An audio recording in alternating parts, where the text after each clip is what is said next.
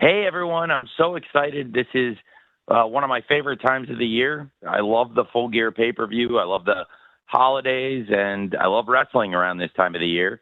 And I'm really excited to talk to all of you. There's a lot of great stuff happening in AEW, and excited to talk to you all about it. We're on the verge of the most exciting event and the most exciting development in AEW's history, which is our upcoming media rights deal, and now AEW being a streaming property for our shows and the simulcast that's coming. There's a lot of really great things in our future, and the biggest thing in our future right now is Full Gear. It's right in front of us, and I can't wait for Saturday night.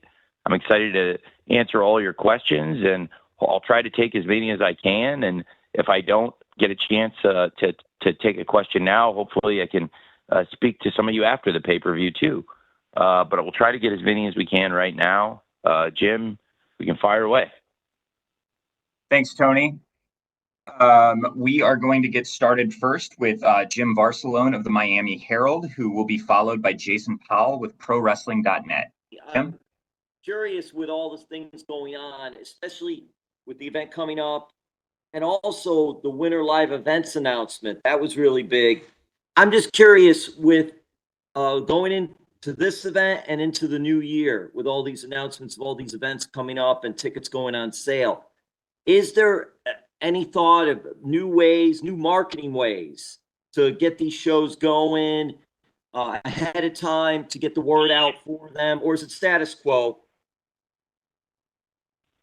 Well, we're definitely trying to get the word out about our events. That's why we released a schedule with so many great towns and great venues that we're coming to hit through the end of 2024 into 2025. We're really excited about Revolution. That it will be a debut for us in one of the biggest and best arenas in America. I'm really excited about that opportunity. And I think we're going to be visiting a lot of new venues, a lot of great cities we've been to before, and some new places. But absolutely, trying to hit top markets and get the word out about our live events is a top priority to us. And for me personally, that's why I really wanted to see that release out there where people would know what the upcoming shows are going to be and have time to plan and even have time to budget for it as we're going into the holiday season. Thanks, Jim. Thank you, Jim. Up next, we have Jason Powell with ProWrestling.net, who will be followed by Dominic D'Angelo with One True Sport.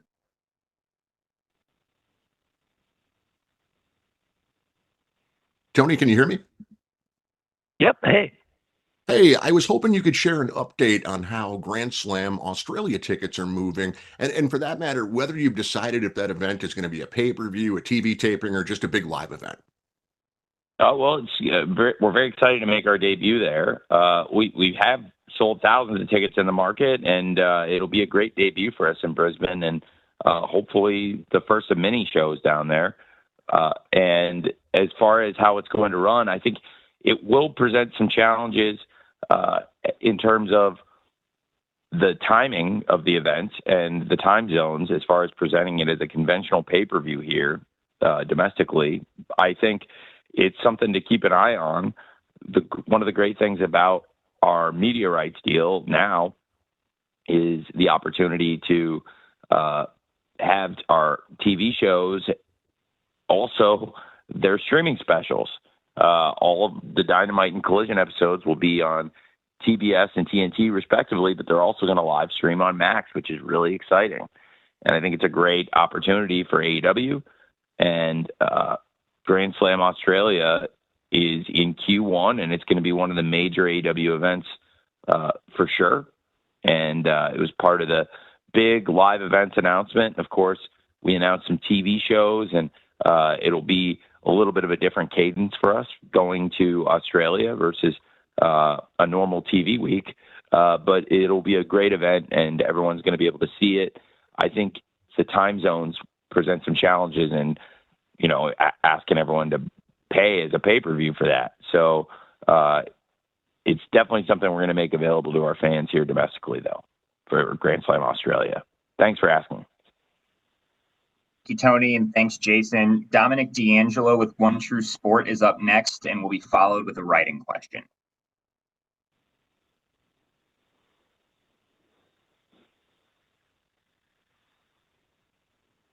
Hey. Hey, can you hear me okay, Tony? Now I do. Hey, man. Hey, good. Good to talk to you, Tony. Looking forward to the pay-per-view this weekend. Did want to talk about Chris Jericho as the ROH champion being the nueve and everything like that. Is putting the title on him, does that speak to some bigger plans in place for what you have for the Ring of Honor brand moving forward in 2025 and in the years to come as well? Well, Chris Jericho is one of the biggest names in AEW. He's now a 9-time world champion, and any championship he holds, he adds credibility to it. I love working with Chris, and I think Chris is one of the biggest names in pro wrestling. So absolutely, it adds a lot of prestige to Ring of Honor having Chris Jericho as the world champion. And I think it does speak to the ability of Ring of Honor to not only feature top stars in the company, but also potential for media rights excitement around ROH. And there definitely has been some. We've had some serious interest in ROH, and Chris Jericho as a world champion can only help. So that's a great question. Thank you very much. Great. Thank you, Dominic. Up next, we have a write-in from Andrew Baydala with Final Bell Media, and we're going to follow this up with Amy Nemedy from WrestleJoy. So, Tony, here's what I have. I wanted to ask about the involvement of the Costco guys in the Full Gear pay-per-view. How has that experience been for you and the team? And do you think we'll see more collaborations like this in AEW moving forward to appeal to a different demographic or audience? Well, it's been tremendous. It's been absolutely tremendous. It's something I've enjoyed. I have learned a lot about marketing and entrepreneurship from AJ and Justice. Those guys are tremendous. I really enjoy talking to them. Tomorrow, I'm going to be on Fox Business Network talking about this collaboration with Big Boom AJ. And they've built a great brand. They're a really nice family. It's nice to see a father and son working together. And I think that's part of the appeal. Like, clearly America and people all over the world want to see this father and son. They're having a good time. They like spending time together, and they like watching Justice and the Rizzler grow up. And it's really a nice thing. And I personally have really had my eyes opened to what they've been able to do. It was so cool to hear their name on The Tonight Show and to be featured on The Tonight Show and have AEW discussed on such a prestigious platform. That was really cool. And that's just one example of the kind of high profile media that Big Boom AJ and Big Justice have been bringing to AEW. And we're very excited to have the Rizzler at Full Gear too. I think that's awesome. And it's a great collaboration, and absolutely it's indicative of the kind of great collaborations we want to have with our marketing partners. Thanks for asking. Thank you, Tony, and thank you, Andrew. Amy Nemedy with WrestleJoy is up next, followed by Dave Meltzer with the Wrestling Observer. Amy? Hi, Tony. Can you hear me? Yeah, hi. Hi. So I wanted to talk about Orange Cassidy and Jon Moxley for the AEW World Championship at Full Gear. In the November Rain video package, we really got a deep understanding into the story of both of these men as they're vying for the AEW Championship, but also fighting for the spirit, in a way, of AEW. They're both tied in singles matches. Orange had beaten Mox to retain the International Championship at Full Gear last year, while Mox had beat him to win it at All Out. But they both have gotten darker, grittier, and more intense as they've been sort of embroiled in a battle of psychological warfare. What are the stakes as you see them in this match, and will either man be the same coming out of it? Thank you for your time. Well, that's great. I appreciate you asking. It's a great history with Orange Cassidy and Jon Moxley, and very fitting to come back to Full Gear last year and look back at what's happened since. Jon Moxley and Orange Cassidy are in very different places, and now they're in this World Championship fight. and they're two of the greatest stars ever in AEW. When we launched the company, Jon Moxley stood atop AEW from the very beginning, and Orange Cassidy is somebody who's had a much more methodical rise to prominence. And I think Orange Cassidy does a lot of things methodically. And I am very excited about this match. I think that they represent very different parts of the history of AEW, and then they've intersected in some of these great matches, great moments. They also clashed in front of over 81,000 people at Wembley Stadium in the biggest stadium stampede of all time. I think with Orange and Mox, there is always an opportunity for violence, and I think that this match in particular embodies two different voices in AEW and two historical figures that have great significance in our 5-year run that we've had here in AEW. And I think it'll be a great match, and I do think the company will be better off for it. Thanks for asking. Thank you, Amy. Dave Meltzer is up next with the Wrestling Observer, followed by Joel Torres of Contralona. Dave?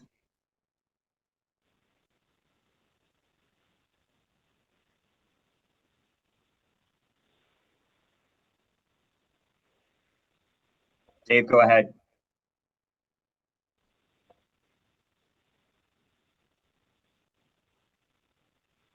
Can you hear me? Dave, are you on mute? Can you hear me? Oh, now we do. Hey, Dave. Okay. Hey, Tony, how are you? Hey, good. Thanks, Sam.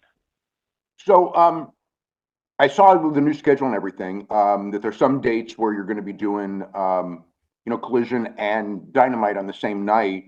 And on those weeks, I mean, do you have are there alternative plans for Ring of Honor? And also, I guess the bigger question is you sort of answered this as far as Ring of Honor, but as far as domestic and international television media rights deals, do you have any do you have any things that you could kind of let us know as far as how international looks going forward for next year, and as far as domestic, how close you might be on whether it's Ring of Honor or another AEW show coming up, going forward for 2025? Well, it's a great question, Dave, and there's a couple things in there. There's very few. It's a low percentage, and it's not supposed to be a common thing at all, and it's not going to be a regular occurrence. Rarely are we taping the shows on the same night. The only time where you really see it happen more than once consecutively is around the Australia event, which is a little bit of a different cadence for us, like I said, because we have to film content and then fly the crew internationally, and it's a very long flight and a long trip. So it's not going to be common, and very rarely would we tape those shows on the same night. Typically, it's around an international trip or some special occurrence. So the cadence of taping still is far from final for next year, and there's still great media opportunities out there for AEW, and we're still having a lot of active negotiations about AEW and Ring of Honor. One thing that we know for sure, obviously that schedule of events that we put out for early 25, and of course the events we've already released for late 2024, and we also know that Dynamite and Collision have a very strong home for a long time to come on Max streaming, and also for Dynamite on TBS and Collision on TNT. Very, very rarely would we tape those shows together, and the handful of times where you see it, it's around some kind of touring or major event that is conducive to a double taping, which I generally don't want to do. But there are times where it makes sense for scheduling. It's just and that striking that balance is important to me, because it's not something I want to be doing very often. I try to do a lot of live Dynamites, and for Collision, I think as much as we can keep them as standalone events as possible, it's great. And as you see, the early part of the year when we launch Collision, on Max. We've got some great live ones coming up the first few weeks of the year, and then around some of the international shows, there is a little bit of that double taping, but that is definitely not going to be the norm. Thanks, Dave. Thank you, Dave, and thank you, Tony. Joel Torres with Contralona is up next, followed by Ricky Chino with Sports Illustrated. Joel?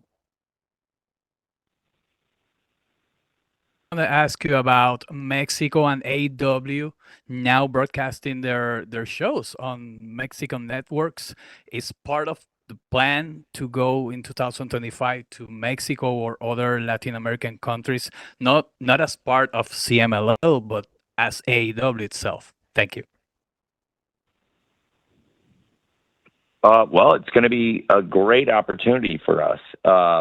So just to make sure I have, would you mind asking again, just to make sure I have the whole question? I don't want to miss anything. It's good. It's okay. Now AEW Dynamite Collision is part of, I think it's for Fox Network in Spanish in Mexico, right?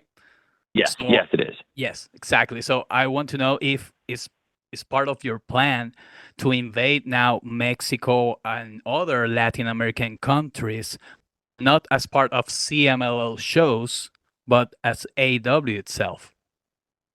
Well, it's a great question. I've addressed this a bit, but just to reiterate, I would love to bring AEW to Mexico. I'm very excited about the partnerships that we have in Mexico. We have a great media partner with AEW and Fox Sports Mexico now. That's a new deal that we're very excited about. Also, we have great relationships on the ground with CMLL, the oldest professional wrestling promotion on the planet. They are doing amazing work. I really respect what they do, and I think we have a great collaboration. And the stars from AEW have been very well received in Mexico. When you watch a CMLL shows, and we've seen stars like Jon Moxley, Chris Jericho, Bryan Danielson, Mercedes Moné, Claudio Castagnoli, and many others go to these events, and they're getting huge star reactions. It's amazing. And it's also great for us to have great stars from CMLL come to AEW. I would like to bring AEW to Mexico.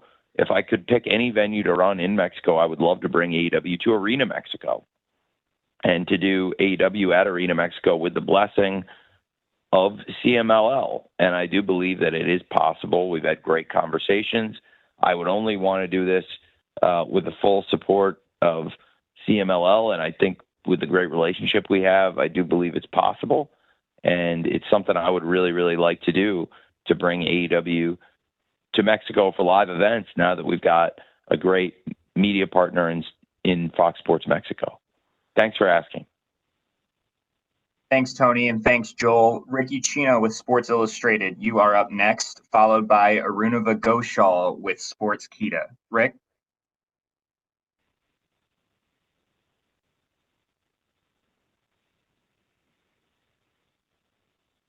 Hello, can you hear me?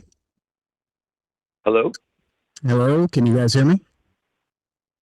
Yeah, hi.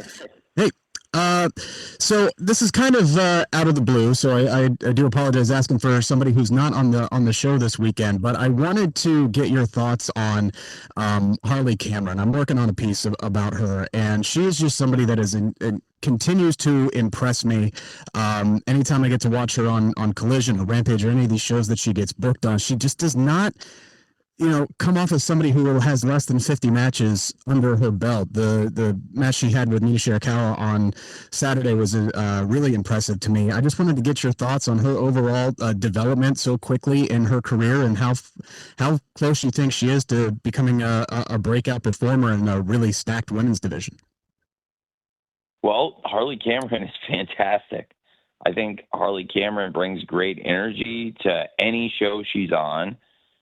She is being utilized in a variety of different roles in AEW. And anytime we can utilize Harley Cameron, I'm excited about it. I think she's so fantastic in terms of her energy. I think her delivery in her promos is fantastic. She is a great athlete, and she is really developing as a wrestler. And I think Harley Cameron is a prime example to me of a rising talent in AEW, somebody that's building great momentum and has a great connection with our fans. So Harley Cameron is somebody that is really earning their spot on any AEW show that they're on, and I think she's doing a great job. Thanks for asking. Thanks, Tony, and thank you, Rick. Arunava Ghoshal with Sportskeeda is up next, and he'll be followed by John Alba with Wealth of Geeks. Arunava?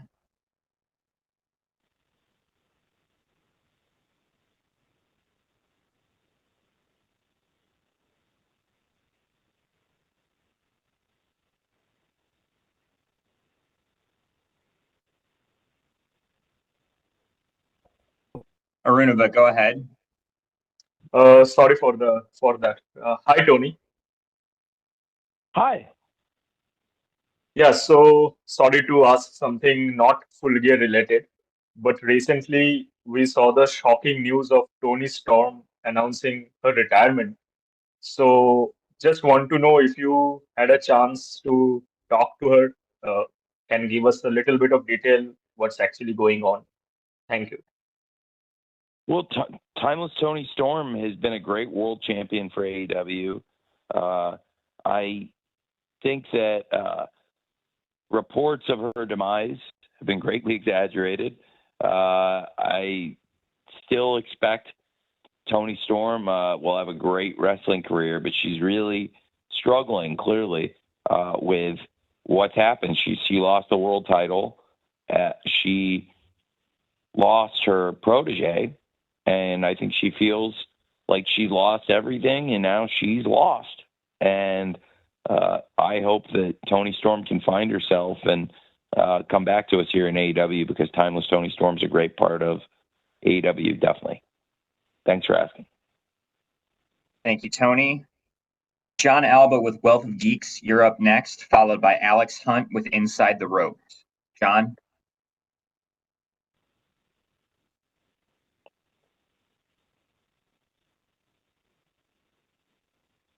John's breaking down Nick's footage.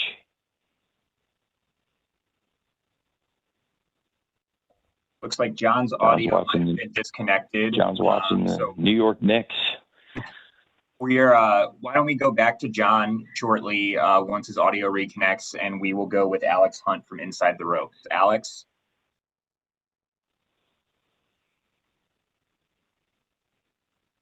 Hello? Can you hear me? Hi. Yes. Hi there. Sorry. So so 2024 Full Gear is going to mark 1 year since Kenny Omega competed on pay-per-view. He's been recently kind of announcing that he's going to be fighting Gabe Kidd in the Wrestle Dynasty show. Can you give us any more information as to when we might see Kenny Omega back in an AEW ring? So I think that is an excellent question. I would love to have Kenny Omega back in AEW as soon as possible. He's one of our greatest wrestlers ever. We work really closely with New Japan Pro Wrestling. We'll be collaborating with them on the Wrestle Dynasty event to make it a huge show. And very excited to get Kenny Omega back, hopefully very soon in AEW. It's something that will help us a lot. It means a lot to us. Absolutely, if we can get Kenny Omega going as soon as possible, I think it would be a great thing for us. And, I'm just excited that his health is better, and he sounds a lot better, and looks so much better. And it will be a great thing for AEW to get Kenny Omega back here very soon. Thanks for asking. Thanks, Tony. We're going to try John Alba one more time here. John, are you ready to go? Tony, can you hear me? Yeah, John, Okay. You were busy breaking down the Knicks over there. Yeah. I was going to ask you about your collaboration with Karl Anthony Towns, but I think that might have to wait till next time. But appreciate you making the time. Excited to head over to Full Gear this weekend. Prudential Center, a venue you've run a lot in the past to a lot of success, one of the larger venues you typically run too. So in regards to the new arenas that you announced that you're going to be running into next year, a lot of them noticeably are going to require a configuration change, more intimate environments. Was there any strategy into how some of those maybe smaller, more intimate venues could play into the presentation of the television product? Well, I'll give you an example. I think if you look back at history, I think looking back several years, even to our first year of television, one of the best venues we run is Cedar Park, Texas, around Austin. I love that venue. Every time we go there, the energy is great. The shows are great. It's a great venue for TV. And then you mentioned the Prudential Center. What a great pay-per-view venue for us it's been. We've had some great TV shows there as well, but a lot of great events, including Full Gear a few years ago, and now going back for Full Gear 2 years later this weekend. The Prudential Center is an amazing venue for us. I'm excited to run Crypto.com Arena in LA, formerly the Staples Center.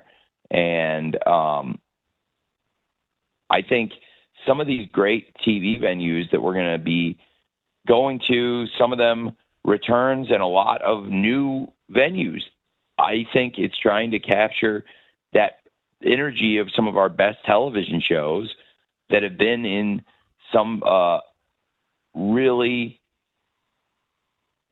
intense, exciting, packed venues like that Cedar Park, Texas venue just outside Austin, Texas.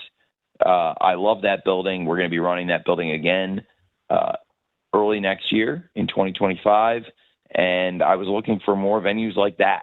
And I think that we've got some great venues of that size. I hope they all have the same great energy those fans around Austin bring, because every time we go there, I just love that place. And I think you'll see some more venues of that size and scope, and hopefully the same kind of energy. And if we get all the TV shows with that energy 52 weeks a year, then we'll be in really, really great shape. So that's some of the idea between looking to TV venues of that mold, and then also running some of the biggest and best arenas throughout the country for our big pay-per-view shows too. And thanks for asking, John. Thank you so much, John. Up next, we have Bill Pritchard with WrestleZone, and he will be followed by Ella J, a wrestling gal. Hey, Tony, how you doing? Hey, very well. Thanks for asking. So I wanted to ask about the winter schedule that just came out the other day. Fight for the Fallen in Asheville was listed as the first show streaming on Max. I just wanted to see if you could walk us through like how you arrived at that being the first show to stream on Max, considering all the challenges that people are facing in Asheville. Was it always going to be the first week of January, or, did you have any obstacles to sort of get around to make this happen? Well, the goal is to do everything we can to bring AEW and the support that Fight for the Fallen will offer to the people in Asheville. And the hurricane damage and the aftermath, it's tragic and terrible. And I just wanted to do something to try to help out, and also to put a spotlight on what these people are dealing with and what a terrible, terrible situation this is. And Fight for the Fallen is a great wrestling show year in, year out. And we've also helped a lot of people throughout the years with this event. And I'm hopeful that we can do something good here again. Nothing can ever turn back the clock and undo all the damage that the hurricane's done around Asheville and the East Coast. But I do think it's the right thing to do, to come in and try to help, and also to make Fight for the Fallen one of our signature AEW wrestling events, the first ever AEW Dynamite on Max, I think from the very beginning, we're showing that this streaming era, we're going to put our very best foot forward, and that best foot forward is Fight for the Fallen. I take it really seriously. I really absolutely do love this. I love pro wrestling, and being able to use pro wrestling then to do something good to try to help the community is even better. And that's the idea here. It's going to be a big week for AEW and for Warner Brothers Discovery with the simulcast launch of AEW Dynamite on Max and TBS, and then later that week with AEW Collision launching on Max and TNT, and making this week Fight for the Fallen is a huge part of our plans. Thank you, Tony, and thank you, Bill. Ella J, a wrestling gal, is up next, followed by Mike Johnson with PWI. Ella?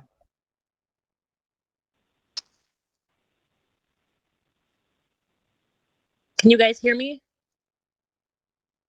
Yeah, hi, Ella. Obviously, Mina Shirakawa will be joining Toni Storm at her AEW Women's Championship celebration. I was wondering if you could shed some light on how long we can expect Mina back in the AEW realm. Specifically, will we see her beyond Full Gear? I am optimistic to keep Mina with us a lot. Mina Shirakawa fits in really well in AEW, and she's been a great part of the show. We'd like to have her here as much as possible. So coming up after Full Gear, I'm optimistic Mina Shirakawa can join us more frequently, and we'll see what that can be as far as her schedule with AEW and Stardom simultaneously.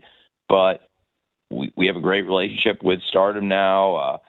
Love working with Stardom and Mr. Okada and the great Bushi Road executives. And Mina Shirakawa is a great star for Stardom, but also now a great star for AEW here in America and all over the world.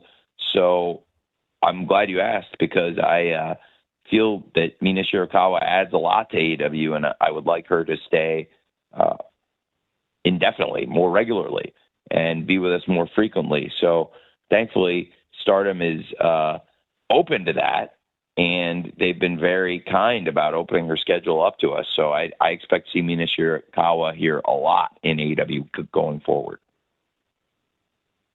Great. Thank you, Thanks, Tony. Brad. Appreciate it. And thank you, Ella. Mike Johnson with Pro Wrestling Insider is up next, followed by Kristen Ashley with Pro Wrestling Illustrated. Mike, go ahead. That's Pro Wrestling Insider, actually, PW Insider. Hey, Tony, how are you? Hey, Mike. Doing well. With all the announcements for the first quarter of the year, including the Fight for the Fallen debuting on Max, the one email that we've gotten more than anything is there any update on when pay-per-views may start appearing on Max? Do you have a target date for that yet? And if so, do you have an idea about what the pricing will be on Max versus if fans order on pay-per-view or Triller and other places? It's too soon for me to be able to give an update on that, and a lot of that is in the hands of our amazing media partners, to whom we are very grateful at Warner Brothers Discovery. We have a great relationship there, and it is a blessing to bring pro wrestling back to TBS and TNT, and now launch pro wrestling for the first time ever on Max. I'm really excited about it, and I know that the simulcasts of Dynamite and Collision will be something the fans can look forward to kick off 2025. The pay-per-view delivery on Max will require a lot of upgrades and technical work on the back end. I don't want to put a date out there that I'm not really sure on, and I know that there's so much work to be done by the Max engineering team to provide that capability on the pay-per-views. So I will have to punt on the coverage of when that question you asked about, when the timing when the pay-per-views will launch on Max, as far as that being the service to carry them. We've got a lot of great pay-per-view providers in the interim now, with Bleacher Report sunsetting the pay-per-view capability. we do have, of course, YouTube, ppv.com, Triller, Fight TV, and all of our cable and satellite providers, a number of other ways to see the pay-per-view in the interim, and really looking forward to when Max gets that delivery system up and running. And I think when it is up and running, we do have a plan for the delivery, including how that will work for the Max subscribers. And it's just a matter of time before we can roll it out. But it's something that will definitely be heading to the fans at some point in 2025. But for the Max pay-per-view delivery system, it could be several months at least, I think. Thanks for asking, Mike. Thank you, Mike, and my apologies. Thank you for correcting me earlier. Kristen Ashley with PW Illustrated is up next, followed by Sean Ross Sapp of Fightful. Kristen?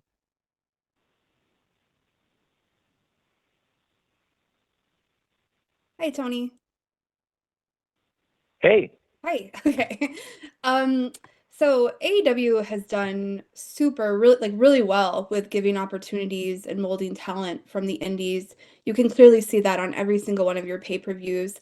How does AEW plan to foster talent development in the future in the wake of the WWE ID program? Well, it's a great question. I think that we still are looking at top young wrestlers every week, international wrestlers and domestically. It will be interesting to see the first time we have a talent that is under one of those that we bring in. I think I'm not completely sure how those deals are going to work. I've heard some stuff about there being matching rights with the people that have signed them, which would be an interesting thing. I have some thoughts on it, but I will reserve my judgment until I actually test such a mechanism. So I only know what I've read about them, but it's interesting. And I think for us, we have a great roster right now of wrestlers spanning all ages, from very, very young wrestlers to decades of experience. And identifying young talent is really important to us. So it's something to continue looking at. We bring a lot of top young wrestlers into AEW and Ring of Honor. And so far, it has not been a major conflict with any of those talents being signed elsewhere and it impeding their ability to work with us. But it'll be interesting to see how that goes in the coming future. Obviously, that's a recent development. Thanks for asking. Thank you, Tony, and thanks, Kristen. Sean Ross Sapp with Fightful is next, followed by Rich Fan with Pro Wrestling Torch. Sean? We saw at least what appears to be an adjustment in the live event strategy and announcing a number of shows, at least through March, well ahead of time, as well as some venues that are different. For example, Broadbent Arena instead of the Yum Center, a new venue in Phoenix. I know you all are going to Clarksville and Knoxville for the first time, the new arena in Oceanside. What all has went into determining what size venues you should run, how far ahead you should announce them, and the like? Well, it's a great question. I mean, something I've said, I mentioned it earlier on this call, not to be redundant, but I love that venue that we're running in Cedar Park. That venue is coming up, and a lot of the venues are like that. I think that's one of our best TV venues, and every time we do TV there, it's excellent. Also in Cardiff, that venue and the people were excellent. And you can't replicate the people. You can't replicate the people at the TV in August in Cardiff and bring them to all these other markets. Those people were fantastic for the show. And that arena was fantastic. And it was a great night and great go-home TV. And then the shows we've done in Austin, I can't replicate the people. We can bring the show back to Cedar Park, which we're going to do. And I think they do a fantastic job, those fans, every time we're there. And I think there are other venues of that scale that are just great for us, where you get several thousand people screaming their heads off, and it can be a really great experience and different from that huge pay-per-view scale. And I think to get that energy 52 weeks a year, multiple times a week for television, identifying some great venues that can have that really intense energy, and also markets where the fans are going to bring it and bring the energy. That's really important too. So we're looking at buildings and markets where there's belief that the fans can really get it going for us. That's the idea, and the mindset behind that. So I'm very optimistic about these arenas and these fans and these shows. So, we'll see how it goes, but I'm very optimistic about that announcement and the shows we're going to be running in those venues. Thanks for asking, Sean. Thank you, Tony. Rich Fan with Pro Wrestling Torch is up next, and he'll be followed with a write-in from Joey Hayden at the Dallas Morning News. Rich?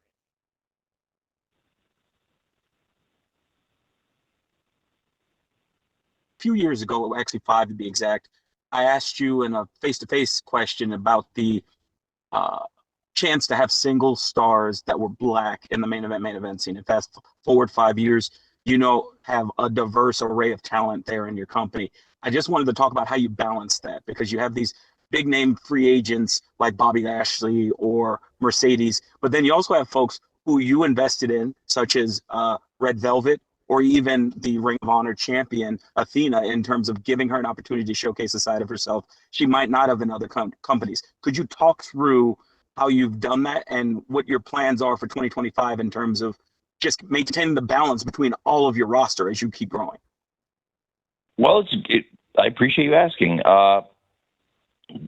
We have a great roster of wrestlers here, and as you said, some of them have arrived to us via free agency, and then there's some that joined us working their way up the card. And I think Athena really is more of an example, to be honest, of somebody that was a big free agent and has also unlocked part of her personality in a different way. And I think that's awesome as well.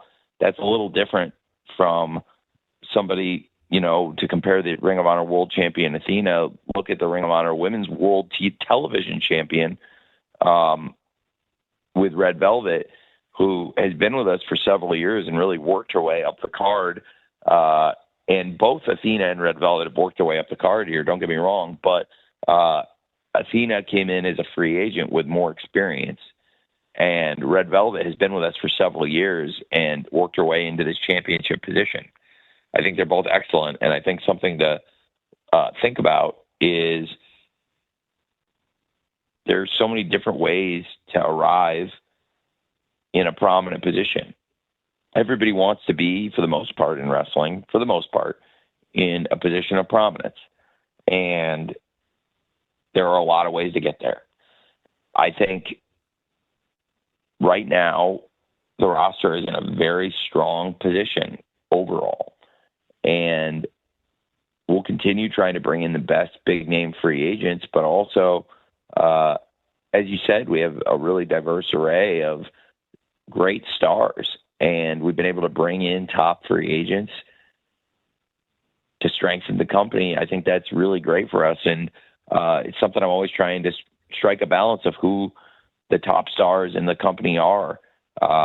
It's a mix of the homegrown stars and the free agents. It applies to that diverse group that you mentioned, and it also, it applies to, I think, throughout AEW.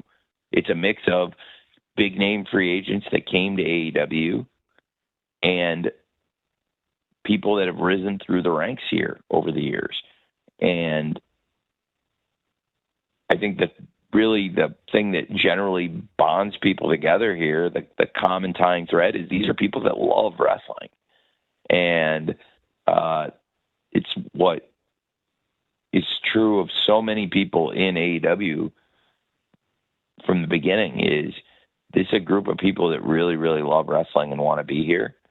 And I do think, however somebody arrived in that top spot, however somebody works their way into a position of prominence, it does matter. It does matter the path they took to get there, because we acknowledge history. We see the history. We want to respect the history of wrestlers and their story and the journey they took to get to where they are.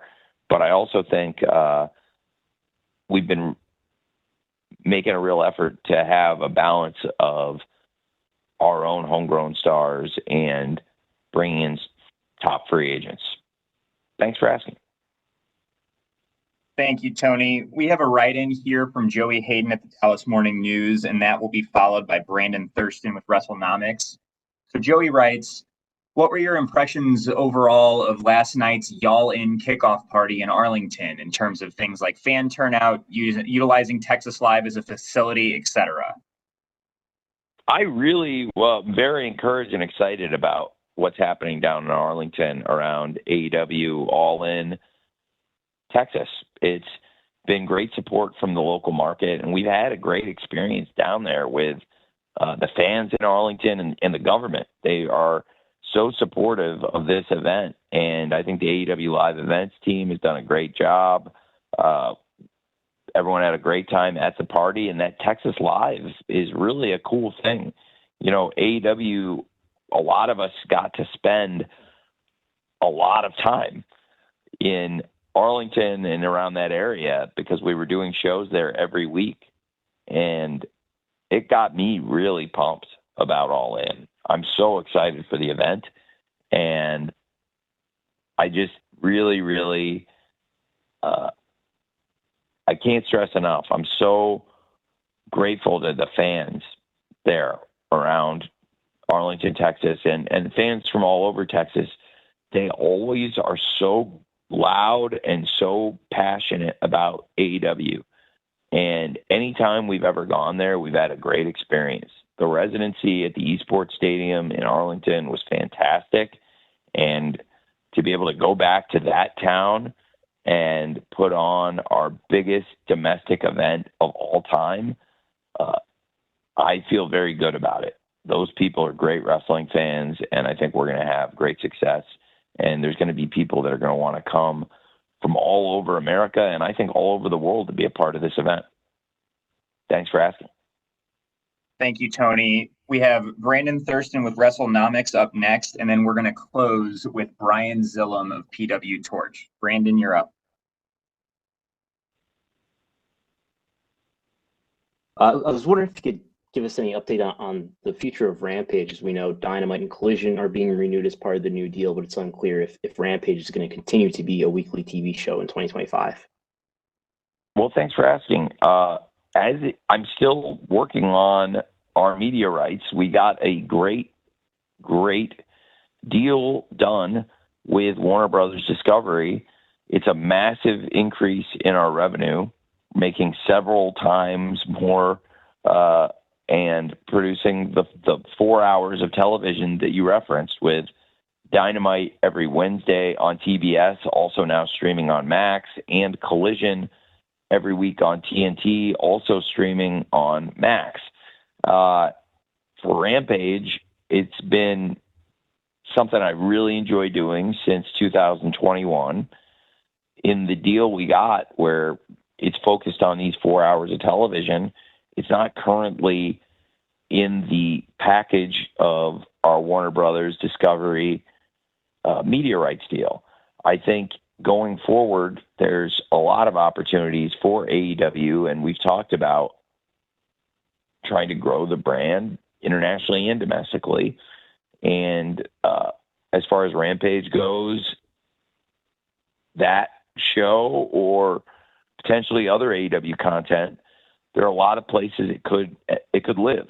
All of our focus in 2024 on the business side had to be on our media rights renewal with Warner Brothers Discovery. They've been our partner from day one, and the most important thing that we could do was extend that huge relationship for us. And I've spent a lot of time working with Mr. David Zaslav and Bruce Campbell and the great team at Warner Brothers Discovery throughout this year, working to keep AEW at TBS and TNT. It's important to us, and it's important to Mr. Zaslav, who told me so.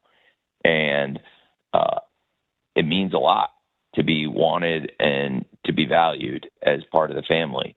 And we got a big media rights renewal with a big increase for AEW, and the revenue puts AEW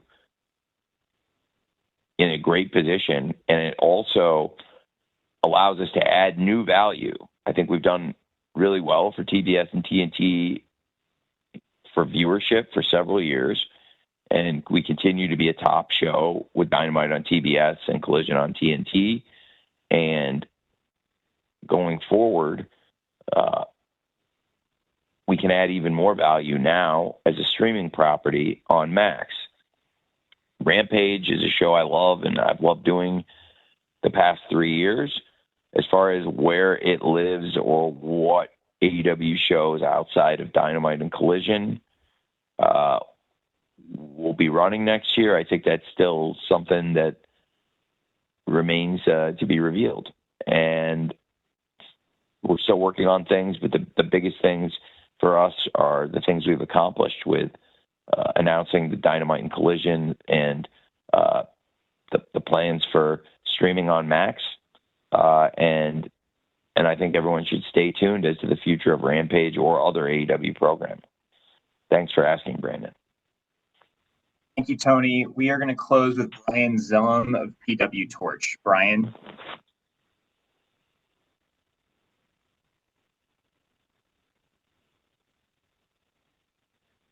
Brian, go ahead.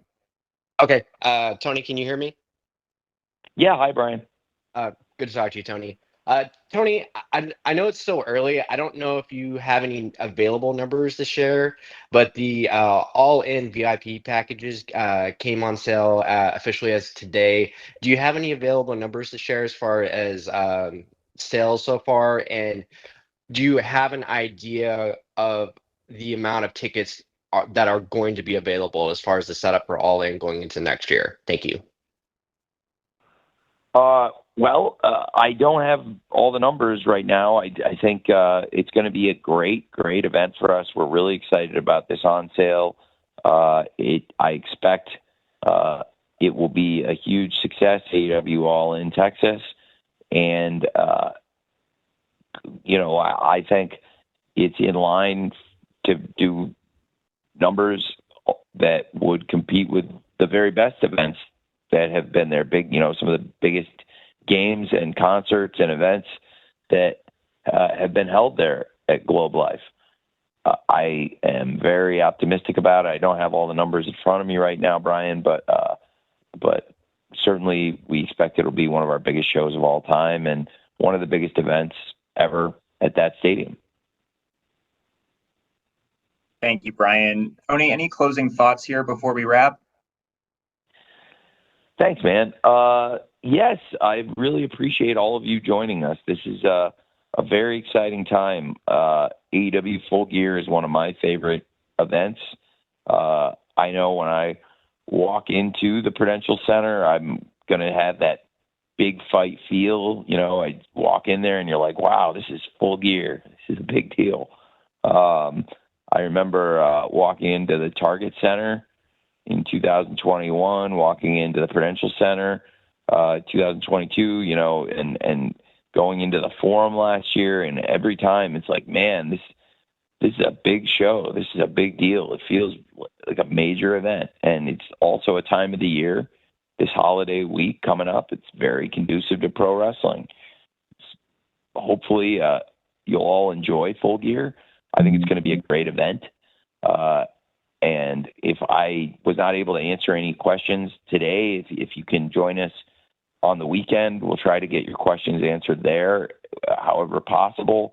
I really appreciate all of you covering us. I think from the very beginning of AEW, it would not have been possible for us to have this growth and success without great outlets and great people like you covering us from the very beginning and giving us the opportunity. So thank you for that. And thanks for joining us today. I hope you'll all be able to see Full Gear, and I really hope you all enjoy Full Gear as a wrestling show. And thank you for what you do covering wrestling. And I hope you all have a great rest of the day, and hopefully you all enjoy Full Gear on the weekend. Thanks for joining me for the media call today.